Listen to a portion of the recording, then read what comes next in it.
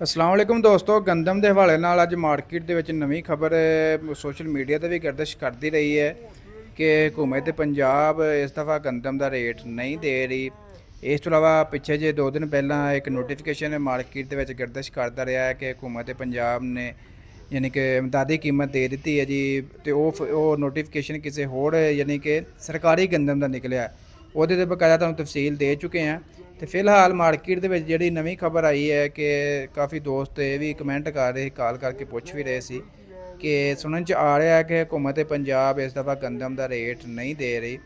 तो ये तुम कह भी सकते हो कि 50% सदाकत भी हो सकती है, क्योंकि अजे भी फिलहाल स्टिल उम्मीद की किरण बाकी है। कुछ उम्मीद रख सकते हैं कि शायद हुकूमत पंजाब मरीम नवाज वज़ीर आला पंजाब जी है कोई ना कोई रद्दे अमल निकाले जिहदे जिमींदार नूं नुकसान ना होए।